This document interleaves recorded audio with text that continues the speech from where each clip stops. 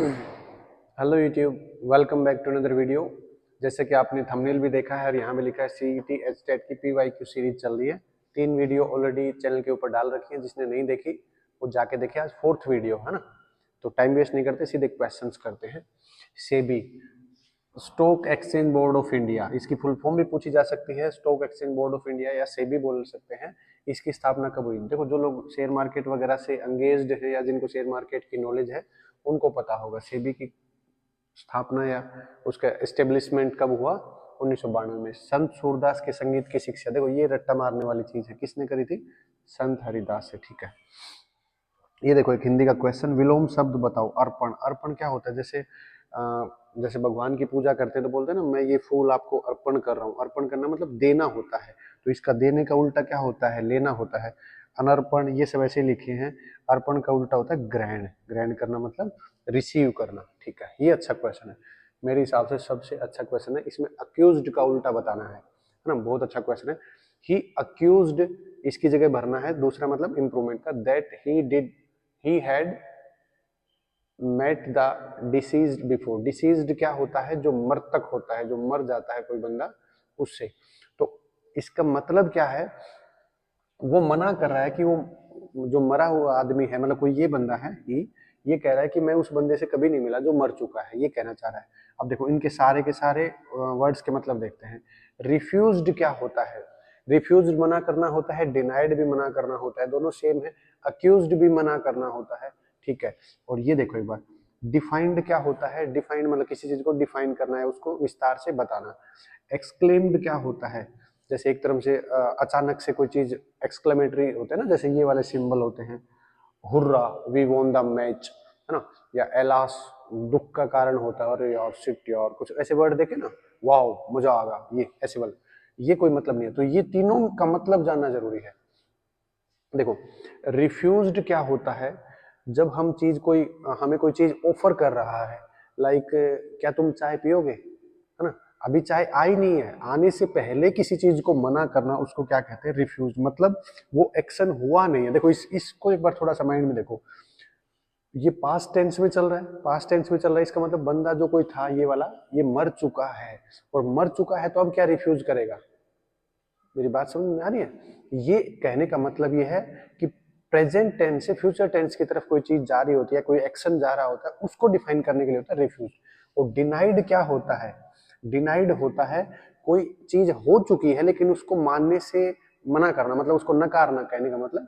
जैसे मान लो कोई कमेंट करके मेरे को बताए कि सर कल आपने एचटेट का पेपर जो आने वाला है वही पढ़ा दिया, मान लो कोई ऐसे मेरे को एलिगेशन लगाए, कोई मेरे पे कुछ बोले ऐसे, तो मैं क्या करूंगा? रिफ्यूज्ड करूंगा कि डिनाइड करूंगा? देखो, मतलब मैं रिफ्यूज या डी तो मतलब पास पार्टिसिपल लगा रखा है दोनों में, लेकिन मैं इसको डिनाई करूंगा या रिफ्यूज करूंगा, खुद सोचो।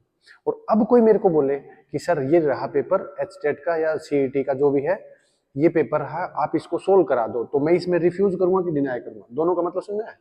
जो एक्शन हुआ नहीं है लेकिन उसको होने से पहले ही मैं मना कर दूं, उसको बोलूंगा रिफ्यूज। तो ये पास्ट टेंस का है, तो इसलिए यहां पर चला जाएगा डिनाइड। इसका मतलब ये हुआ कि ये जो ही नाम का बंदा है वो ये कहना चाह रहा है कि वो मृतक से पहले कभी नहीं मिला था, मतलब कोई पुलिस वगैरह मतलब इन्वेस्टिगेशन वगैरह कर रही होगी, तो उसने उसको डिनाई कर दिया। डिनाई करना मतलब इस एक्शन में मेरा कोई रोल नहीं है ना। चलो ये देखो, परमुटेशन कॉम्बिनेशन का क्वेश्चन है।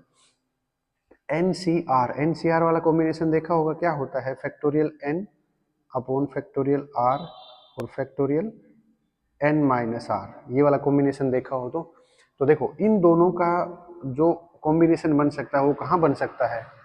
दोनों का जो सम है वो सम करके हम मार सकते हैं, तो एन की वैल्यू 7 हो जाएगी। कैसे हो जाएगी? देखो मैं एक तो तरीका बताता हूँ। इसको सोल्व करूंगा तो कितना आ जाएगा? फैक्टोरियल 7 अपॉन फैक्टोरियल 2, और दोनों का डिफरेंस कितना आ जाएगा? 5 आ जाएगा। ठीक है, और इसको सोल्व करूंगा तो कितना आएगा? फैक्टोरियल 7 अपॉन फैक्टोरियल 5, और 7 और 5 का डिफरेंस 2। ये देखो ये दोनों चीज बराबर है, ये बराबर है, तो एन की वैल्यू कितनी हो जाएगी? 7 हो जाएगी। ज्यादा डीप नहीं पूछ रहा मैं, ऐसे क्वेश्चन जो आप लोगों को करा भी रहा हूँ परमुटेशन कॉम्बिनेशन वाले, इसमें सिंपल सिंपल क्वेश्चन ही पूछेगा। चलो नेक्स्ट क्वेश्चन देखो। चलो देखो एक बार, ये मैथ्स का क्वेश्चन है, इसको बाद में कर लेते हैं ताकि थोड़ी जगह हो जाएगी। ये देखो, फर्स्ट इंडियन रेलवे ट्रेन, पहली जो इंडिया की रेलवे ट्रेन थी ये कब चलाई गई थी? 1853 में। डेट भी ध्यान रखना। और कहाँ से कहाँ चलाई गई थी? मुंबई से लेके थाने के बीच में चलाई गई थी। ये जगह बहुत बार पूछी जाती है और ये डेट याद रखना, ठीक है। विच आर्टिस्ट ऑफ मेरठ, मेरठ का कौन सा आर्टिस्ट था जो हरियाणा में सांग जिसने शुरू करा था? मांगेराम, ये तो हरियाणा का था, पंडित मांगेराम, है ना। अली बख्श, किशनलाल भट्ट ऐसा था जो मेरठ का था और जिसने हरियाणा के अंदर सांग वगैरह शुरू करे। बाद के अंदर तो मतलब हमारे जो आइडल हैं जिनको मैं मानता हूँ, दादा लक्ष्मीचंद, मांगेराम के बारे में तो बताने की जरूरत है ही नहीं, है ना, अपना नाम ही मांगेराम है, तो ठीक है। और दीपचंद, मतलब ये बंदा था, इसको बताना चाह रहा हूँ, सांग वगैरह शुरू करे गए थे ना। जो हरियाणा के हैं उनको पता है सांग वगैरह क्या होता है। Noun form of examine, examine का नाउन फॉर्म क्या हो जाएगा? एग्जामिनेशन। ये तो मतलब इजी है कंपेरेटिव, ठीक है। चलो इनको रब कर देते हैं। क्या पूछ रहा है? मीडियन, मीडियन क्या होता है? देखो मीडियन के स्टेप बता देता हूँ एक बार। सबसे पहले चीजों को अरेंज करो या तो असेंडिंग ऑर्डर में या डिसेंडिंग ऑर्डर में, ठीक है। असेंडिंग में कर लेते हैं एक बार। सबसे छोटी टर्म क्या है? 4, 6, 8, 8 के बाद पहले 7 भी है। 4, 6, 7, 8, 10, 11, 12, 15, 20। एक बार टर्म्स को गिन लेते हैं। 1, 2, 3, 4, 7, 8, 9, 2, 3, 4, 5, 6, 7, 8, 9, ठीक है, सारी टर्म्स होगी। अब मीडियन क्या होता है? मीडियन का मतलब होता है बीच वाला हिस्सा, मतलब जितनी टर्म्स उधर उतनी उधर। 9 का बीच का क्या होगा? देखो अगर ऐसे नहीं निकाल सकते फास्ट नहीं तो एक करो, नंबर ऑफ टर्म कितने? 9, 9 में 1 जोड़ो और 2 से डिवाइड कर लो और वो आगे लगा देना TH, है ना। तो 9 में 1 जोड़े 10, 5, तो पांचवी टर्म जो होगी वो क्या हो जाएगा इसका? मीडियन। कहाँ है? 10, ये रहा 10 इसका मीडियन। अरेंज करना है चाहे आपको असेंडिंग ऑर्डर में कर लो चाहे डिसेंडिंग ऑर्डर में, लेकिन अरेंजमेंट पे ध्यान रखना, सीधा ये नहीं करना। देखो इन सबको जोड़ के वो डिवाइड करते हैं ना, कितने से डिवाइड करते हैं? जितनी नंबर ऑफ टर्म्स होते हैं वो होता है मीन होता है। और मीडियन क्या होता है? बीच वाला हिस्सा होता है। इसको हिंदी में शायद मध्यक बोलते हैं, आई थिंक। मुझे थोड़ा सा हिंदी आपको पता ही है, टाइट है। चलो नेक्स्ट क्वेश्चन देखो, अच्छे क्वेश्चन देखो। पहले इन क्वेश्चंस को हटाते हैं। In which district Nahar wildlife sanctuary, Nahar नाम से है, नाहर बोलते हैं वैसे तो, वाइल्ड लाइफ सेंचुरी है। ये कहाँ से, मतलब कहाँ पर है? ये कहाँ पर? रेवाड़ी में। तो रट्टा ही मारने वाली बात है, ठीक है। नोट कर लिया करो जो क्वेश्चंस आप लोगों को नहीं आते। देखो ये रिलेशन बना रखा है, ए बी 2 नंबर है, कोई एलजेब्रा का क्वेश्चन है, क्या बोलते हैं, बीजगणित। हाँ, ए बी का सम मतलब 2 नंबरों का सम इतना है, इतना है, 2 नंबरों का मल्टीप्लाई कितना है? 20। देखो यहाँ से क्वेश्चंस को पकड़ सकते हैं। वैसे तो क्वेश्चन सिंपल है, कोई ज्यादा रूल नहीं है, लेकिन ये वाली बात समझ में आई। जैसे 1 और 8 भी हो सकता है, 2 और 7 भी हो सकता है, 3 और 6 भी हो सकता है। इन सब की मल्टीप्लाई, तो 2 अलग अलग नंबर्स की मल्टीप्लाई 20 है, तो ये क्या हो सकता है? 5 और 4 होता है। तो 5 और 4 का सम कितना? 9। तो अब स्क्वायर करके देखो, 5 का स्क्वायर 25, 4 का स्क्वायर 16, ठीक है। क्यूब पूछा है तो देखो मैं पहले भी कह चुका हूँ, 32 तक तो स्क्वायर और 12 तक क्यूब, ये वाली चीज आपको पता होनी चाहिए। और इससे बड़ा नंबर आता है तो उसकी कैलकुलेशन को फास्ट करने के लिए मैंने वीडियो डाल रखी है चैनल पे। Square, square root, cube, cube root नहीं डाला है। वो वाली जाके वीडियो देखो, बड़े बड़े नंबर्स का स्क्वायर निकाल लो, है ना। तो 5 का क्यूब कितना होता है? 125। और 4 का ये कितना होता है क्यूब? 64। 5 और 4 9, 12 6 18, 189 कहाँ है ना। देखो ये अच्छा क्वेश्चन है, ये तो एक एवरेज क्वेश्चन है, ये अच्छा है। Average weight of 40 student, 40 student का एवरेज वेट इतना है। एक नया एडमिशन आ गया जिससे उसका एवरेज वेट पूरी क्लास का इतना हो गया है, तो नए बच्चे का वेट बताओ। देखो इसको करने के 2 तरीके हैं। एक सिंपल तरीका बताता हूँ पहले, जो आप लोगों को नहीं करना है ना। फिर मैं आपको एक स्मार्ट तरीका बताऊंगा जिससे टाइम बचे। मान लो इसकी जगह पे 10 होता, एक बार मानते हैं 10, तो एवरेज वेट 40 बच्चों का कितना है? 10 है। तो टोटल वेट कितना होगा? देखो एवरेज कैसे निकलता है, यहां से देखो ये फॉर्मूला और ये सारा पैटर्न यहीं से बना है। जो एवरेज वेट ये एवरेज कैसे निकलता है? सारे के सारे वेट, मतलब सारे बच्चों के वेट का टोटल सम और नंबर ऑफ स्टूडेंट मतलब कितने बच्चे हैं, तो सबका सम, ये देखो नंबर ऑफ स्टूडेंट कितने हैं, इसको एवरेज से मल्टीप्लाई कर दो तो टोटल सम आ जाएगा। एवरेज कितना बता रखा है 48 और टोटल स्टूडेंट कितने हैं ये निकालना है, टोटल स्टूडेंट है मेरे 40। 40 को इससे मल्टीप्लाई करूंगा तो ये सारे सब का सम आ जाएगा। जैसे एक बच्चा 20 किलो का है, एक 30 किलो का, एक 50 किलो का, 70 किलो का, 45 किलो का, सब का एवरेज तो कितना हो जाएगा 8 चौका 32, 4 चौका 16, 1920 आ जाएगा सब बच्चों का एवरेज वेट, मतलब सबको सम अप करने के बाद टोटल वेट इतना आ जाएगा। ठीक है, अब कितना होगा, एक बच्चा और आ गया, तो 40 बच्चे थे, एक बच्चा और आ गया, अब 41 बच्चे हो गए। 41 बच्चों का सारा ये निकालेंगे, तो 41 को सीधा मल्टीप्लाई करता हूँ इससे, देखो 48.1 को 41 से मल्टीप्लाई करूंगा तो टाइम लगेगा, लेकिन मैं बता देता हूँ, एक एकम एक, 4 से 4, 8 चौका 32, 4 चौका 1, 8 4 12, 4 2 6 1 7, 19, 1 पॉइंट 1972.1, मतलब एक नया बच्चा आ गया, अब सारे बच्चों का सम हो गया 1972.1, है ना। तो पहले 1900 था, 1920 था, अब 1972.1, तो जो इनका डिफरेंस है वो नए बच्चे का सम आ जाएगा, कितना हो जाएगा 52.1, है ना, 52.1 हो जाएगा। लेकिन ये वाला तरीका नहीं करना है आप लोगों को, मैं बताता हूँ क्या करना है। इस टाइप के क्वेश्चंस का एक बार जो पैटर्न है उसको समझ लो, फिर कभी भी गलत नहीं होगा। देखो क्या कहना चाह रहा है एवरेज वेट ऑफ, एवरेज का मतलब क्या होता है पहले सीखो। एवरेज का मतलब होता है इक्वल डिस्ट्रीब्यूशन, मतलब सब लोगों को, कोई बच्चा मान लो 30 किलो का रहा होगा, कोई 40 का, कोई 50 का, कोई 60 का, कोई 20 का, समथिंग ऐसा। लेकिन एवरेज करने के बाद ये होगा सबको इक्वल इक्वल में देने लगूं तो सबको 40 किलो आएगा। जैसे मान लो 50 है तो 50 वाला 10 ज्यादा है ना, तो 10 ज्यादा इसको दे दूंगा तो सब एवरेज हो जाएंगे, इसका मतलब ये है। तो देखो इस पूरी कहानी को एक बार थोड़ा सा मैं कहानी के उसमें बताता हूँ, कहानी कैसे समझेंगे। सारे बच्चे मैं मानता हूँ 40 बच्चे हैं और सबका एवरेज वेट है 48 किलो, तो मैं ये कह दूँ सारे बच्चे 48 किलो के हैं, बोलो ठीक है, सारे बच्चे 48 किलो के हैं, ठीक है। अब एक नया बच्चा आया है जिसकी वजह से वेट कितना हो गया अब 48.1, मतलब 0.1 का इंक्रीमेंट लगा कि नहीं लगा, 0.1 का इंक्रीमेंट लगा है और सब बच्चों पे लगा है, तो सब बच्चे कितने हैं 40 बच्चे हैं, तो ये कितना होगा 4 किलो एक्स्ट्रा होगा। मतलब 48 का, तो ये अगर नया बच्चा आया था ये भी 48 किलो का होता तो इसका मतलब सारे फिर भी एवरेज उतना ही रहता, 48 जो बता रखा है सबका एवरेज उतना ही रहता।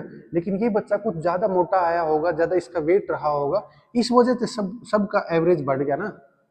ये चीज थोड़ा सा माइंड में रखो। अगर ये कमजोर आता मेरे जैसा 15-20 किलो का, तो ये सबका जो एवरेज है ये कम हो जाता, 46 47 समथिंग ऐसा हो जाता, बोलो है ना। तो देखो अब एवरेज वेट कितना है 48.1 और ये 4 किलो एक्स्ट्रा है, तो कितना हो गया 52.1, यही तो आंसर है। इसके ऊपर कोई और क्वेश्चन आएंगे तो थोड़ा सा और डिटेल में देखेंगे, हाँ जो, और किसी बच्चे को समझ में नहीं आया तो मेरी एक बार फिर से कहानी समझ लेना, किस किस किस के हिसाब से किसको रिलेट करा गया है। हमेशा ये काम करना है आपको, जो चेंज है देखो ये प्लस का होता, ये चेंज का ध्यान रखना, प्लस लगा लेना। ये चेंज जो है इसको अगर माइनस में कर दूं, क्योंकि मान लो अगर ऐसा होता कोई नया बच्चा है, अब इसका एवरेज वेट होगा मान लो 46 एक बोलने के लिए, तो ये क्या हो जाता -2, है ना, ये -2 हो जाता और उतना वेट उसका रिड्यूस कर देता, 40 बच्चों पे कितना फर्क पड़ेगा ऐसे, राइट। चलो नेक्स्ट देखो। चलो नेक्स्ट क्वेश्चन देखो। गोल्डन एज मॉडल जो था, स्वर्णिम युग जो मॉडल था वो किसने दिया था, जॉन रॉबिसन ने, तो रट्टा मारने वाली बात है इसमें कुछ नहीं है। वो was the editor of weekly magazine Haryana Tilak, Haryana Tilak का एडिटर कौन था, श्री राम शर्मा। देखो ये एक थोड़ा सा यूनिक सा नाम है, क्योंकि आप लोगों ने नेकी राम शर्मा या छोटू राम ये ज्यादा सुने होंगे, श्री राम शर्मा को ध्यान रखना, ठीक है। ये अच्छा क्वेश्चन है। Which of the following has highest frequency, जिसकी ज्यादा फ्रीक्वेंसी होती है उसकी पेनिट्रेशन पावर ज्यादा होती है, मतलब एक दूसरे ऑब्जेक्ट के आर पार निकल जाने की। इसका सबसे राइट आंसर क्या रहेगा, सबसे राइट क्या होता है, राइट ही होता है, ठीक है। चलो इसको बाद में करेंगे, पहले इसको करते हैं। ककरोई सूक्ष्म जल विद्युत परियोजना, ध्यान रखना ककरोई सूक्ष्म जल परियोजना ये किस नहर के ऊपर बनी हुई है, ये है पश्चिम यमुना नहर पे, ठीक है। ये रट्टा मारने वाली चीज है, समझने वाला एक ये क्वेश्चन था, ये थोड़ा सा टेक्निकल क्वेश्चन था क्योंकि फिजिक्स में है। चलो देखो, HCF वगैरह के बारे में पूछा जाए तो क्या होता है, दो चीजों में कॉमन, तो इसको और इसमें क्या दिख रहा है कॉमन, इसके ए स्क्र माइनस बी स्क्र क्या होता है, ए प्लस बी और ए माइनस बी, और दूसरी टर्म में से क्या कॉमन आ सकता है, बी कॉमन आ सकता है, बी कॉमन आएगा तो क्या बचेगा यहाँ पे A minus B, A B minus B square, ठीक है। देखो अब इन दोनों में से कॉमन क्या दिख रहा है, ए माइनस बी, ए माइनस बी, ये कॉमन दिख रहा है, जो कॉमन होता है वही HCF होता है, तो ए माइनस बी क्या है राइट आंसर हो जाएगा। क्लियर? देखो जो जीके के क्वेश्चंस होते हैं उनमें तो आपको बार बार प्रैक्टिस करनी पड़ेगी, प्रैक्टिस इन द सेंस याद करने की प्रैक्टिस, जितनी बार उन क्वेश्चंस को देखोगे उतनी बार आपका माइंड सेट ऐसे रहेगा कि हाँ ये देखा हुआ ये, और इनमें ऐसे कुछ बताना का मतलब कोई लॉजिक नहीं होता। अब भारत की राजधानी क्या है, दिल्ली, तो दिल्ली को एक्सप्लेन करने के लिए ये थोड़ी बताऊंगा चरखी दादरी से जो शहर 120 किलोमीटर दूर है, जो झज्जर होते हुए निकलता है बहादुरगढ़ से मेट्रो स्टेशन के नीचे नीचे चलते हुए जो आगे शहर पड़ता है, वो भारत की राजधानी है। 1911-12 के आसपास इसको दिल्ली को मतलब कैपिटल घोषित किया था, 11 के एंड में ही किया था, वैसे तो कई जगह 11 भी होता है, 12 भी लिखा रहता है, लेकिन अगर ऑप्शन में आता है तो आप 11 ही को टिक करो, है ना। तो जो चीज याद करने की होती है, दो और दो कितने होते हैं, 4 होते हैं। अब उसमें कोई ये थोड़ी पूछता है सर 2 में 2 जोड़ा है कि 2 में 4 जोड़ के 2 घटाया है, कुछ ऐसा थोड़ी करा है। समझने वाली चीज होती है, उनको मैं साथ साथ बताते हुए चलता हूँ। जीके को तो जितनी बार रिवाइज करोगे, जितनी बार उनको क्वेश्चंस को कहीं ना कहीं सेट से मारोगे, देखो PYQ का मेरा मेन मोटो यही है, जिस बच्चे को लगता है कि उसकी तैयारी हो चुकी है या उसको सब कुछ पढ़ लिया है, तो मेरी वाले PYQ को 1.5 करके भी देख सकते हो, है ना। जो क्वेश्चन लगता है कि ये अच्छा क्वेश्चन है, उसको रोक के ट्राई करो, नहीं आता है तो भाई या तो अपने वाला तरीका लिखो, कहीं और से देखो, या फिर मेरे वाला तरीका देखो, वो आपकी मर्जी है। मेरा मेन मोटो है आप लोगों को ज्यादा से ज्यादा क्वेश्चन से इंट्रोड्यूस कराना, है ना। जितने ज्यादा क्वेश्चंस करोगे उतना ज्यादा आपका माइंड सेट अच्छा रहेगा और उतनी ज्यादा आपकी प्रैक्टिस होगी। चलो भाषण बाद में, नेक्स्ट क्वेश्चन करते हैं। चलो नेक्स्ट क्वेश्चन देखो, India's first nuclear power plant to generate 1000 megawatt of power, ठीक है। इसको ये बोलना चाहिए था 1000 मेगावाट ईच यूनिट, मतलब हर एक यूनिट से 1000 मेगावाट की इलेक्ट्रिसिटी को या पावर को जनरेट करने वाला सबसे पहला न्यूक्लियर पावर प्लांट कौन सा है, ठीक है। देखो एक चीज और बताता हूँ, ये जो न्यूक्लियर पावर प्लांट है ये कौन से स्टेट में है ये भी पूछा जा सकता है, तो ध्यान रखना कलपक्कम कहाँ है, तमिलनाडु में, और दूसरा क्या है, कुंदाकुलम क्या है, तमिलनाडु में है, तारापुर महाराष्ट्र में है, और नरोटा यूपी में है। ये लगभग टोटल जो कैपेसिटी को प्रोड्यूस करता है, ये लगभग ध्यान रखना 950 से 960 के आसपास मेगावाट प्रोड्यूस करता है। नरोटा है ये छोटा ही है, ये लगभग, अच्छा ये तो मीटर है ना, ये कितना करता है, लगभग 220 के आसपास करता है, छोटी मतलब थोड़ी ही एरिया के अंदर इलेक्ट्रिसिटी को या पावर को यूज करने के लिए, ठीक है। तारापुर वाला है ये कितने के आसपास करता है, लगभग 550 या 500 550 के बीच में। ये क्या करता है, वैसे तो इसकी कैपेसिटी 6000 के आसपास है, लेकिन मैंने बोला ना ईच यूनिट, तो हर एक यूनिट जो प्रोड्यूस करती है वो कितनी करती है, 1000 मेगावाट, है ना। अच्छा क्वेश्चन है, ऐसे नाम से पूछ सकता है, नरोटा न्यूक्लियर पावर प्लांट कहाँ पर है, यूपी में, डेट वगैरह नहीं पूछेगा कब बनाया गया, ठीक है। ये मैथ्स का है, इसको रोक के करेंगे। कौन से राज्य में बुद्ध धर्म का उद्गम का, बौद्ध धर्म बोलो चाहे बुद्ध धर्म बोलो, ठीक है, गौतम बुद्ध का जन्म कहाँ हुआ था, कमेंट करके बताओ, है ना। तो बौद्ध धर्म के जो सबसे ज्यादा लोग जो हैं वो कौन से राज्य में मिलते हैं, सिक्किम के अंदर, है ना। इन जो बौद्ध के लोग जो रहते हैं उसको मोनेस्ट्री बोलते हैं, अगर किसी को पता हो तो, हिंदी में तो पता नहीं मोनेस्ट्री को क्या बोलते हैं, बाकी इंग्लिश में तो मोनेस्ट्री बोलते हैं, ठीक है। कौन सी लेयर इनमें से feature the relatively high concentration of electric charge particles, मतलब चार्ज पार्टिकल कौन सी लेयर में होते हैं। देखो अगर ये क्वेश्चंस वैसे याद नहीं रहता कौन सी लेयर कहाँ होती है, तो ध्यान रखना आयंस की फॉर्म में होते हैं, तो आयनोस्फीयर हो जाएगा इसका राइट आंसर, ठीक है। हाँ ये तो याद ही रखने वाले।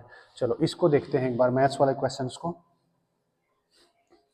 देखो सम ऑफ फर्स्ट 49 नेचुरल नंबर्स, इसका मतलब क्या, सम पूछा है, ये एपी का क्वेश्चन है। एपी के अंदर सम निकालने का जो फॉर्मूला होता है वो क्या होता है, n/2 2a प्लस n-1d, ये होता है सम निकालने का फॉर्मूला, है ना। n क्या होता है, नंबर ऑफ टर्म्स होती है, a क्या होता है फर्स्ट टर्म होती है, और d क्या होता है कॉमन डिफरेंस होता है ना। तो नेचुरल नंबर, अरे मिटाने तो गलत हो जाएगा, यहाँ देखते हैं। अगर 49 नेचुरल नंबर की बात करी जाए तो कैसे लिख सकता हूँ, ऐसे लिखता चलूंगा, ठीक है। तो ए क्या हो जाएगा, फर्स्ट टर्म हो जाएगा, देखो इसमें करते हैं, ये कितना हो जाएगा 49/2, 2 इंटू ए, पहली टर्म क्या है ए, 2 इंटू ए, टू लिख दो सीधा, प्लस n-1, n कितना है 49, 49 में से एक को माइनस करूंगा तो 48, और डी क्या है, हर एक टर्म का पहले वाले टर्म के बीच में जो अंतर होता है उसको डी बोलते हैं, जिसको कॉमन डिफरेंस बोलते हैं। 4 में से 3 घटाओ 1, 3 में से 2 घटाओ 1, चेक करके देख लेना। अगर कोई भी टर्म एपी में होती है, मतलब किसी भी टर्म का कॉम्बिनेशन एपी में है, तो कॉमन डिफरेंस सेम मिलेगा, ये कंडीशन है एपी में होने की। तो ये कितना हो जाएगा 48 इंटू 1 कितना हो जाएगा 48, 48 और 2 50 हो जाएगा। अब ये मत करना इसको इससे काट दिया, है ना, 48 और 2 50, 50 को टोटल सम है 50, 50 को 2 से काटूंगा सारे को तो 25, 25 को इससे गुणा कर लो। अगर ये 50 होता तो 25 को 50 से करता तो कितना आता 1250 आता, एक कम है तो 25 घटा दो तो 1225 आंसर आ जाएगा, ये ना, है ना। या फिर 49 को 25 से मल्टीप्लाई कर लो, वो भी एक ही बात है, 49 को 25, अब तुम 2 से करोगे 5 से तो दिक्कत होगी। 25 निमा 225 होता है 22, 25 का 100 और 22 122, सॉरी 122, तो 1225 आ गया ना, है ना। थोड़ी कैलकुलेशन और चीज़ों को समझते हुए चलो। चलो नेक्स्ट क्वेश्चन करते हैं। देखो क्या कह रहा है, a article is sold at loss of 10%, 10% के घाटे पे बेच दिया गया है। If same article is sold for 30 रुपये ज़्यादा, अगर उसको 30, मान लो 10% घाटे के ऊपर एक एग्जांपल मानो उसको 80 रुपये में बेचा गया है, अगर उसको 30 रुपये ज़्यादा मतलब 110 रुपये में बेच देता तो प्रॉफिट हो जाता 5%। इस क्वेश्चन की स्टेटमेंट को कैसे टैकल करेंगे, देखो एक तरीका बताता हूँ, इसको हमेशा अप्लाई करना अपनी लाइफ में, कभी भी ऐसे क्वेश्चन गलत नहीं होंगे। अगर 10% का गैप है, मतलब 10% लॉस है, इसका मतलब वो चीज अपने जो प्राइस है उसका 90% में बेची गई होगी। अगर वो 5% ज्यादा प्रॉफिट लेना है तो उसको मतलब 105% पे बेचेंगे मतलब या बेचा होगा, है ना। इन दोनों का जो डिफरेंस है वो कितने पे है, देखो इतने में बेची गई है और इतने में बेच सकता था, इनका डिफरेंस कितना हो जाएगा 15%। तो 15% का डिफरेंस कहाँ से आता, 30 रुपये ज्यादा से, सीधी वैल्यू मारो 30 रुपये, तो 1% की वैल्यू और 100% की वैल्यू, 15 दूनी 30, 2 इंटू मतलब 200, आंसर नहीं लिखे, अच्छा चलो 200 राइट आंसर है। या इसको देखो अपने हिसाब से देखो थोड़ा सा, और अगर ये वाला तरीका नहीं समझ में आया तो थोड़ा लैंग्वेज में बना के बताता हूँ। 90% मान लो कोई वैल्यू है 90%, इसको अगर 30 रुपये में और बेच देता, 30 रुपये 105% हो जाता कि नहीं हो जाता, बस इसको थोड़ा फास्ट कर दिया है, तरीका वही अपनाया है। तो 30 रुपये मतलब इसको इसमें से माइनस करूंगा तो कितना आ जाएगा 15% इज इक्वल टू 30 रुपये, तो है ना, ठीक है। देखो ये क्वेश्चन बहुत बार पूछा गया है, डिट्टो के डिट्टो, आसान क्वेश्चन है लेकिन फिर मैं इसमें थोड़ी एक्सप्लेनेशन दे देता हूँ ताकि क्लियर हो जाए। मेन कॉन्स्टिट्यूएंट्स ऑफ एलपीजी, एक तो एलपीजी की फुल फॉर्म याद रखना, लिक्विफाइड पेट्रोलियम गैस, है ना, ये ध्यान रखना। एक इसके अंदर क्या होता है, मेनली मीथेन होता है, ब्यूटेन होता है, इथेन होता है, पेंटेन होता है। इसके अंदर होता है ब्यूटेन। देखो मैं बताता हूँ, जो कार्बन की जो कंपोजिशन होती है वो यहाँ से शुरू होती है, मिथ से, मिथ, इथ, 3 को क्या बोलते हैं प्रोप, 4 को ब्यूट, 5 को पेंट, 6 को हेक्स, 7 को हेप्टेन या सेप्टेन, 8 को ऑक्टेन, ऐसे चलता है। और लास्ट में एन लगा है, इसका मतलब क्या लगा है, सैचुरेटेड हाइड्रोकार्बन रहा होगा, है ना, मतलब एल्केन ग्रुप का मेंबर है। और इसमें ये भी ध्यान रखना, इसका फॉर्मूला पूछ लेता है एल्केन ग्रुप का, CnH2n+2, है ना। एल्कीन हो, इसके अंदर सैचुरेटेड में क्या होता है, सिंगल बॉन्ड होता है। 10th क्लास की जो केमिस्ट्री है उसके अंदर मैंने करवाया है, दूसरे चैनल पे है वैसे तो, लेकिन बस नॉर्मल बता देता हूँ, है ना। एल्केन के अंदर ये होता है, और जो एल्कीन होता है वो अनसैचुरेटेड के अंदर आता है, अनसैचुरेटेड के अंदर, उसके अंदर क्या होता है एल्कीन और एल्काइन, है ना। एल्कीन मतलब डबल बॉन्ड और एल्काइन मतलब ट्रिपल बॉन्ड, ठीक है। इसका फॉर्मूला क्या होता है, इसमें से 2 माइनस कर दो, 2 माइनस करेंगे तो क्या आएगा CnH2n, फिर 2 माइनस करूंगा तो क्या आएगा CnH2n-2। ये फॉर्मूले ध्यान रख लेना, बस यहाँ से क्वेश्चन पूछ सकता है कभी कभी, जैसे सैचुरेटेड के अंदर की सिंगल बॉन्ड होता है कि डबल बॉन्ड होता है, समथिंग ऐसा, ठीक है।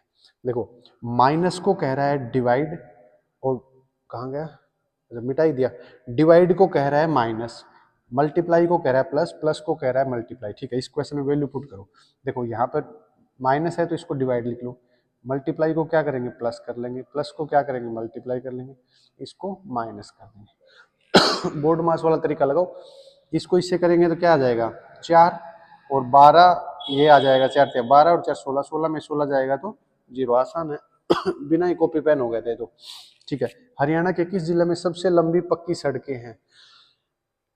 पक्की सड़कें मतलब डिस्टेंस के हिसाब से, लंबाई के हिसाब से सबसे ज्यादा सड़क मतलब कितने में। देखो मैं ये नहीं कह रहा हूँ कि हरियाणा में मतलब कोई भी जो आंसर है वो सबसे बड़ा डिस्ट्रिक्ट है, समथिंग ऐसा। मान लो एक डिस्ट्रिक्ट इतना बड़ा है और एक डिस्ट्रिक्ट इतना बड़ा है, इसके अंदर तो मान लो 2 ही ऐसे हैं, इसके अंदर ऐसे 50 लाइन खींच रखी है, सड़क ऐसे बना रखी है, तो अब इसके अंदर पक्की सड़क की लंबाई ज्यादा हो जाएगी कि नहीं हो जाएगी, ये बताना चाह रहा हूँ। तो सबसे ज्यादा पक्की सड़क है वो कहाँ है, मेरी भिवानी छोटी काशी, है ना, भिवानी के अंदर। चलो नेक्स्ट क्वेश्चन करते हैं। मैथ्स के जो क्वेश्चंस कराता हूँ इनके जो तरीका लगा लो या इनको सोल्व करने की ट्रिक लगा लो, इनको कहीं ना कहीं नोट डाउन कर लिया करो। बाकी जैसे ये क्वेश्चन है, ये क्वेश्चन है, ये तो रट्टा मारने वाले ही है ना, मतलब थोड़ा बहुत अगर कुछ साइंस का आता है तो चीज समझ सकते हैं, बाकी ये वाला इसमें तो कुछ समझने का नहीं है। अब इंची टेप लेके नापने थोड़े लग जाएंगे कितने हर डिस्ट्रिक्ट के अंदर कितने कितने वो है। चलो नेक्स्ट आओ। चलो देखो एक बार इसको थोड़ा बाद में करेंगे, पहले इसको करते हैं। बंदा बहादुर ने किस गुरु के कहने पर संन्यास छोड़कर युद्ध करा? तो किसके कहने पर करा? गुरु गोविंद सिंह के। गुरु गोविंद सिंह। दो खड़े काको लागे पाए, एक तरफ गुरु खड़ा बलिहारी जाऊं, कुछ ऐसा है ना, कहानी सुनी होगी। एक तरफ भगवान खड़ा है, एक तरफ गुरु खड़ा है, तो किसके पैर पहले छूं, भगवान के कि गुरु के? गुरु के छूने चाहिए, क्योंकि गुरु ने ही भगवान तक जाने का रास्ता दिखाया। ठीक है। The scheme of financial help to children of prisoners is approved by. जो लोग जेल में रहते हैं उनके बच्चों को फाइनेंशियल एड देने के लिए, फाइनेंशियल हेल्प करने के लिए कौन सी गवर्नमेंट ने ऐसा इसका रूल बनाया? ये केजरीवाल भाई साहब ने करा है ना। केजरीवाल कहाँ के सीएम रहे हैं? दिल्ली के। ठीक है। बोर सेडान केकेआर, केकेआर मतलब कोलकाता नाइट राइडर नहीं है, कुरुक्षेत्र है। District is breeding centre of which of the animal? किसका ब्रीडिंग सेंटर है, मतलब कौन सा एनिमल की यहाँ पे ब्रीडिंग होती है, जिससे देखो फिश वगैरह हॉर्स वगैरह ये नहीं होता, इसका क्रोकोडाइल आंसर है। मैंने कभी विजिट तो नहीं करा लेकिन रट्टा मारने वाला है। ठीक है, हाँ ये क्वेश्चन बहुत अच्छा भाई। सोडियम बाइकार्बोनेट, देखो इसको थोड़ा सा देखते हैं। सोडियम बाइकार्बोनेट क्या होता है? इसका राइट आंसर तो बेकिंग सोडा है। बेकिंग सोडा क्या होता है? ठीक है, एक तरफ क्या बन जाता है, सोडियम का कैटायन बन जाता है और कार्बोनेट का क्या बन जाता है, एनायन बन जाता है। कैटायन क्या होता है, पॉजिटिव चार्ज पार्टिकल्स या आयंस, और एनायन क्या होता है, negative charge particle. Washing soda क्या कहते हैं? देखो बाइकार्बोनेट आयन की फीलिंग तो ऐसी आ रही है ना, मतलब दो यहाँ पर सोडियम है और एक कार्बोनेट का आयन है, लेकिन ध्यान रखना ये जो NaHCO3 है ये आएगा बेकिंग सोडा का फॉर्मूला, है ना। ये याद रखना, 10th क्लास में मतलब पढ़ाया जाता है वैसे तो कॉमन सोल्ट्स में, है ना। ब्लीचिंग पाउडर क्या होता है? ब्लीचिंग पाउडर होता है कैल्शियम CaOCl2, कैल्शियम हाइपोक्लोराइट, नाम पूछा जाता है कई बार। सोडा ऐश क्या होता है? सोडा ऐश भी यही होता है, क्या नाम है, वॉशिंग सोडा वाला, है ना। या इसको बोल सकते हैं क्रिस्टल्स ऑफ वॉशिंग सोडा, है ना, क्रिस्टल्स भी बोल सकते हैं इसको। और तो कुछ बता नहीं। हाँ इसमें कभी कभी ये भी पूछ सकता है प्लास्टर ऑफ पेरिस क्या होता है? प्लास्टर ऑफ पेरिस क्या होता है? कैल्शियम सल्फेट .5H2O, है ना। और ये किससे बनता है? जिप्सम से बनता है। जिप्सम क्या होता है? कैल्शियम सल्फेट का 2 मॉलिक्यूल अगर वाटर होता है, जब इस जिप्सम को 373 केल्विन बोलो चाहे 100 डिग्री सेल्सियस के ऊपर गर्म करते हैं, तो ये जो 2 मॉलिक्यूल होते हैं पानी के, इनमें से 1.5 मॉलिक्यूल इवेपोरेट हो जाता है, मतलब उड़ जाता है और ये बचता है। तो ये क्या होता हो जाएगा? POP वगैरह, हड्डी वगैरह टूट जाती है, डॉक्टर करता है ना POP, तो ये वो चीज़ होती है। इसके ऊपर मतलब जो बोर्ड की क्लास होती है जहाँ पर सब्जेक्टिव पेपर या रिटन पेपर होता है, उसमें ये पूछा जाता है कि POP वगैरह को कोल्ड प्लेस में या मॉइस्चर वाले प्लेस में नहीं रखना चाहिए। क्यों? क्योंकि अगर इसने 1.5 मोलिक्यूल पानी है, इसने मॉइस्चर में से पानी को एब्जॉर्ब कर लिया, तो ये 1.5 मोलिक्यूल और पानी हो जाएगा, तो ये बन जाएगा, जिप्सम बन जाएगा। घरों के अंदर पुट्टी कराते हैं ना, POP कराते हैं, ऐसा सुना होगा। अगर वहां पे नमी आ जाती है, इसका मतलब वाटर मॉलिक्यूल ये इसमें ऐड हो जाता है, उसके बाद वो नीचे गिरने लग जाते हैं, ऐसे बोलते हैं पपड़ी बन बन के नीचे गिर रहा है। इसका मतलब क्या हुआ? वो हलवा होता ना, हलवा हलवे जैसा, हलवे तो थोड़ा सा या मान लो ताजा ताजा हलवा जस्ट गैस के ऊपर से या चूल्हे के ऊपर से जैसे हलवा उतार के लाते हैं, हलवे जैसा सा ही होता है। हलवे से थोड़ा सा हल्का लिक्विड मान सकते हैं, देखा होगा तो किसी ने पीओपी वगैरह जो घरों में पुट्टी करते हैं, बड़ी बाल्टी होती है उसमें से निकाल निकाल के, वो एक क्या रेती बोलते क्या बोलते, एक पतली सी लोहे की वो होती है बिल्कुल सीट की कटी हुई, उसको लेके ऐसे ऐसे करते हैं, है ना, नीचे से ऊपर तक। ठीक है, चलो ये देखते हैं, ये अच्छा क्वेश्चन है। Circumcentre of triangle ABC, ABC triangle बनाओ। देखो मैथ्स की और साइंस की बात आती है ना जब, तो ऐसा मन करता है कि सारी एक्सप्लेनेशन आज ही दे दी जाए, है ना, कहीं से लिंक करके कहीं बात बताए। अब ये जिक्के विक्के वाली चीज है ना भाई, ये अब जैसे आप लोग तैयारी करते हो तो आप लोगों को पता होगा जिक्के का कोई रूल नहीं है। जिक्के के अंदर मान लो एसएससी की बात करूं, एसएससी के अंदर पहले क्या होता था, जब हम तैयारी करते थे 50 क्वेश्चन होते थे और 50 नंबर आते थे, मतलब टोटल 200 क्वेश्चन होते थे, प्री के अंदर बात कर रहा हूँ, और 200 ही नंबर होते थे। तो जीके के अंदर 50 में से 50 नंबर तो आज तक नहीं आए, मैथ्स के अंदर तो आ जाते थे। मतलब मेरे भी अगर बताऊं तो 30-32 से ऊपर नंबर कभी भी नहीं गए, और 30-32 नंबर लाना बहुत बड़ी बात होती है। और अब कुछ बच्चे ऐसे बोलते हैं कि भाई 30-32 में कुछ होता ही नहीं है।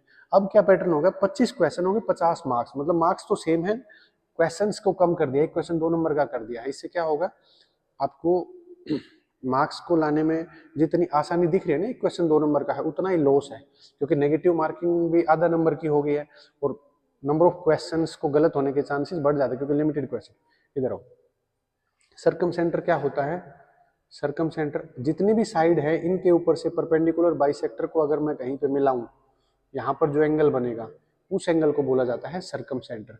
तो एबीसी का ओ है इसका नाम, ठीक है। बीओसी, तो बीओसी ये वाला एंगल है, ये दे रखा है 130 डिग्री। ये प्रॉपर्टी होती है, थ्योरम होती है 10th क्लास के अंदर। अगर ये वाला एंगल मतलब 130 डिग्री का है, ये एंगल इसका हाफ होगा, तो आप 130 का आधा 65। देखो एक तरीका और बताता हूँ, जैसे अनुजा ने पूछा था एक पेपर में नहीं, एक वीडियो के अंदर कि हमारा तुक्का, देखो ये क्या दिख रहा है 50 60 70, मतलब 10-10 का गैप बढ़ता हुआ जा रहा है ना, एक अलग से आंसर थोड़ा नहीं लग रहा। अब ये मत सुनना कि हमेशा जो अलग अलग है वही आंसर मार दो, लेकिन मैं वैसे बताना चाह रहा हूँ, एक अलग सा कुछ ऐसा लग रहा है कि लाइक ये हो सकता है, और हो सकता है भाई मेरा मैथ्स सब्जेक्ट रहा है तो मैं शायद इन चीज़ों को रिलेट कर पा रहा हूँ, आप लोगों के लिए थोड़ी ही अजीब सी बात भी हो सकती है, लाइक सर ये तो मज़ा नहीं आया इसमें, मतलब कोई श्योर नहीं है, मतलब कॉन्फिडेंस नहीं आ रहा है ना, लेकिन मेरे को आ गया 50 60 70 देख के कि 65 हो सकता है। और मैथ्स का क्वेश्चन है तो मैं ट्राई जरूर करता इसको, मतलब ऐसा नहीं कि देखते ही मारूंगा, मेरी पहली प्रायोरिटी होती है मैथ्स के क्वेश्चंस को सोल्व करना। चलो नेक्स्ट क्वेश्चन करते हैं। चलो ये देखो, ये क्या है, टाइम एंड वर्क का क्वेश्चन है। 30 वर्कर हैं, बाई वर्किंग 8 घंटे पर दिन में प्रतिदिन काम करते हैं और 12 दिन में एक काम को करते हैं, तो 24 वर्कर्स लिखना था, 6 घंटे काम करेंगे, कितने दिन में कंप्लीट होगा। तो इस टाइप का जब भी क्वेश्चन बनता है ना, इस टाइप के जो क्वेश्चंस होते हैं उनको कैसे सोल्व करते हैं, नंबर ऑफ वर्कर्स मतलब man into day into time upon में जो वर्क होता है, मतलब आधा काम एक काम ऐसा होता है, ऐसा रिलेशन बनता है, हमेशा ध्यान रखना। M1 D1 T1 M2 D2 T2, है ना। अब कभी कभी ये भी पूछा जा सकता है आधा काम का क्या रिलेशन बनेगा, इससे आधा काम कैसे, तो यहाँ पर क्या आ जाएगा 1/2, इसमें तो पूरा ही काम करना है, ठीक है। तो क्या कह रहा है, 30 वर्कर है, 12 दिन और 8 घंटे, आपस में कैसे मल्टीप्लाई आगे पीछे कर लो कोई दिक्कत नहीं। और ये क्या है, 24 वर्कर 6 घंटे काम करेंगे तो कितना टाइम लगेगा, कितने दिन लगेंगे, ठीक है। देखो 6 दूनी 12, 8 तिया 24, 3 से काटूंगा 10, 10 दूनी 20, तो इसका राइट आंसर कितना हो जाएगा 20, ठीक है। नेक्स्ट क्वेश्चन देखो, ए मैन स्पेंड्स 8100 रुपये इन बाइंग टेबल्स। ये वाला क्वेश्चन समझ में आ गया होगा ना, अगर ये वाली चीज अगर आप लोगों को आती है रिलेशन बनाना तो इजी है ना। कभी मन में ये मत सोचना मास्टर फास्ट फास्ट करा रहा है, हमें समझ में नहीं आ रहा। देखो मेरा काम है तुम्हें नंबर ऑफ क्वेश्चंस ज़्यादा से ज़्यादा कराना, ताकि तुम चीज़ों को सीख पाए। अगर फिर भी किसी बच्चे को किसी भी क्वेश्चन में, सिंगल क्वेश्चन में डाउट रहता है तो आप लोग मुझे मैसेज कर सकते हैं व्हाट्सएप पे, व्हाट्सएप तो नहीं दिया है, और नॉर्मल कमेंट करके बता देना, है ना। ए मैन स्पेंड्स 8100 रुपये इन बाइंग टेबल्स, इतने एंड चेयर इतने रुपए की आती है। What will the ratio of chair to table, है ना, पहले टेबल की बात कर रहा है, अब चेयर की बात, मतलब हमेशा देखना कंफ्यूज करने वाला होता है। डेटा किसी का दिया है और रेशियो किसी का पूछ रखा है, पहले टेबल का दे रखा है और बाद में चेयर का, लेकिन पूछ रहा है पहले चेयर का फिर टेबल का। ठीक है, तो क्या कह रहे हो, when the maximum number of tables, table हमें ज्यादा से ज्यादा खरीदनी है, तो 1200 रुपए की टेबल खरीदने जाऊंगा तो कितनी टेबल लेके आ सकता हूँ, 12×6 = 72, 12×7 = 84, तो 6 टेबल आई। 6 टेबल कितने रुपए की आ गई, 1200 की, नहीं 12×6 = 7200 रुपए की आ गई, है ना। रुपए बचे कितने, 900, ये टेबल लिख देता हूँ। 900 रुपए में कितनी टेबल खरीदूंगा, 300 के हिसाब से 3 टेबल खरीद लूंगा, सॉरी चेयर खरीद लूंगा। तो चेयर कितनी हुई, 3 हुई, और टेबल कितनी हुई, 6 हुई, तो रेशियो कितना आ जाएगा, 1:2 है, ये रहा। क्लियर, आसान क्वेश्चन है, बस थोड़ी सी लैंग्वेज ऐसी है, मतलब कॉम्प्लिकेट करने वाला कुछ नहीं, बिल्कुल बेसिक। अगर ये वाली चीज समझ में आ गई ना, maximum number of tables purchased, तो लॉजिक लगाने की मतलब कुछ ऐसा है नहीं, सिंपल मैथमेटिक्स है। चलो नेक्स्ट देखते हैं। चलो देखो, ऋग्वेद में बहुत सारे परिच्छेदों में बताया गया है अगन्य शब्द। अगन्य का मतलब क्या होता है, जिसको मारा नहीं जा सकता। ठीक है, वो किसके लिए लागू होता है, पुरोहित के लिए, स्त्री के लिए, वो गाय के लिए लागू होता है, रट्टा मारने वाला ही। ठीक है, सूरजकुंड का निर्माण किसने करा था, अनंगपाल द्वितीय ने, ये भी रट्टा मारने वाला। ठीक है, मेन क्वेश्चन है ये वाला। ठीक है, देखो एक क्लास के अंदर 50 स्टूडेंट हैं जो मैथ्स और साइंस पढ़ते हैं, 40 पास हो गए साइंस में किसी पेपर में, 34 पास हो गए मैथ्स के लिए।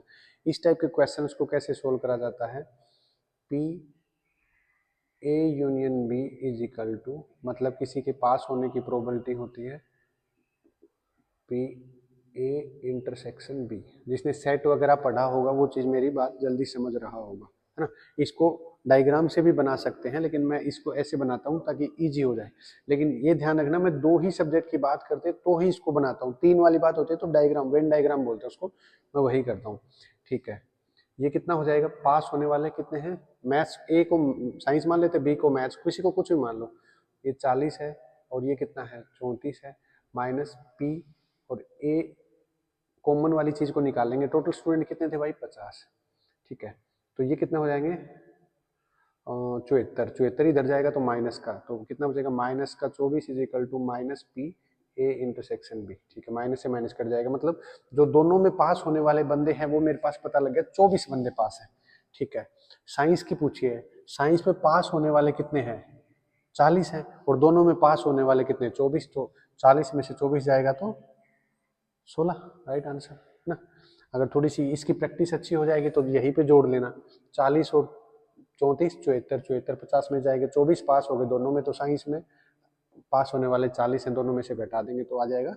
ठीक है, चलो आज की वीडियो में इतना ही। तो मैं कोशिश करता हूँ और कोशिश कर भी रहा हूँ कि आप लोगों को अच्छी से अच्छी एक्सप्लेनेशन दूँ, क्योंकि प्रीवियस ईयर के क्वेश्चंस तो आपको कहीं से भी मिल जाएंगे नो डाउट, लेकिन उनकी अच्छी एक्सप्लेनेशन मिलना मुश्किल हो जाता है किसी प्लेटफॉर्म के ऊपर। मान लो मैं भी ये नहीं कर रहा हूँ मैं बेस्ट दे रहा हूँ, मेरे से बेस्ट देने वाले बहुत है, मैं तो बिल्कुल 0% ही है। 0 तो कहाँ है यार, मेहनत इतनी लग रही है, लेकिन कोशिश करता हूँ कुछ चीज़ों में। देखो कोई और जो जैसे जीके का टीचर है, वो जीके का टीचर इन चीज़ों को बेहतर बता सकता है, मैथ्स का टीचर है वो इनको बेहतर बताएगा, मान लो इंग्लिश का टीचर है वो इनको बताएगा, हिंदी वाला इनको, साइंस वाला इनको, है ना, अलग अलग पैटर्न होते हैं। तो मैं कोशिश करता हूँ जो सेक्शन मेरे रेंज में होता है मैं उसको अच्छे से आप लोगों को एक्सप्लेन कर पाऊँ, चीज़ों को आपस में रिलेट कर पाऊँ, ताकि वो चीज़ अपनी मेमोरी के अंदर सेव होती रहे, वो याद रहे, पेपर में जैसे ही वो आए तो माइंड में स्ट्राइक करना चाहिए, हाँ इसका ये, हाँ ठीक, ऐसा होना चाहिए। तो जो लोग चैनल पे फर्स्ट टाइम आए थे, लाइक शेयर सब्सक्राइब करो, है ना, और वीडियो को शेयर करा करो अपने फ्रेंड्स वगैरह। देखो ऐसा मत सोचो कि हमारा हमारा सिलेक्शन हो जाए, सिलेक्शन सबका होना चाहिए। अपने थोड़ा सा मैंने देखा है कुछ लोग आपस में ना चीज़ें बताते नहीं है कि कहाँ पर अच्छा कंटेंट मिल रहा है, कहाँ पर अच्छा टीचर। मैं ये नहीं करूँ मेरी बात, मैंने लोगों के थॉट प्रोसेस को जाना है, वो चाहते हैं कि इस जगह से मैं पढ़ लूँ ताकि मेरा मेरा सिलेक्शन हो जाए और किसी का ना हो। तो बताएंगे इसके ऊपर भी किसी चैनल के ऊपर, सीईटी क्या है, सीईटी में मैंने तो आपको बता ही रखा है, सीईटी में 85 प्लस का टारगेट है अपना, तो है ना। अगर आपकी जीके वगैरह ठीक ठाक हो जाए, मैं अपनी तरफ से कोशिश करूंगा, लेकिन बाकी इतना है। और एस्टेट में जो 90 वाला है उसमें 75 प्लस, इसमें 15 नंबर का मार्जिन छोड़ दिया, क्योंकि इसमें पेडागोजी आती है ना, पेडागोजी के ऊपर जिस बच्चे की कमांड अच्छी है। मेरे तो गलती से 24 नंबर आए थे, मेरे को आज भी याद है, पिछला एस्टेट दिया था पता नहीं कैसे आ गए, मतलब कॉमन सेंस से आए हैं। मैंने पेडागोजी मैंने कभी नहीं पढ़ी, कभी भी सिंगल एक लाइन की क्लास भी नहीं ली है। पढ़ना क्लास लेना तो अलग बात है, बस अपनी कॉमन सेंस जहाँ सेट बैठ जाती है। तो अगर आपकी पेडागोजी अच्छी है, थोड़ी जीके वगैरह को ठीक कर लेते हो तो हो जाएगा। बाकी अपनी स्टडी को कंटिन्यू करें, और कोई दिक्कत आती है तो आप कमेंट करके बताएं। कुछ टाइम के बाद कोशिश करेंगे कि व्हाट्सअप या कोई टेलीग्राम कुछ ऐसा हेल्पलाइन के लिए या कुछ कांटेक्ट करने के लिए, कम्युनिकेशन के चैनल को मतलब इंक्रीज करने के लिए कोई ना कोई मेथड रखेंगे, है ना, जिसके ऊपर आपको प्रैक्टिस पेपर या कुछ ऐसी चीज़ भी प्रोवाइड करी जाए। अब एक सिंगल बंदा क्या क्या करे यार, ये भी मेरे को बनाने, एडिटिंग भी मेरे को करनी, अपलोडिंग भी मेरे को करनी, आप लोगों के कमेंट्स सेक्शन सब कुछ ये देखना, ऊपर से तबीयत वैसे ही। तो मैं बस इतने में ही खुश हो जाऊंगा अगर आप लोग अच्छे से मेहनत करोगे और अच्छे से मतलब चीज़ों को सीखते चलोगे, मैं उसी में खुश हूँ। चलो आज के लिए इतना ही। जय हिंद।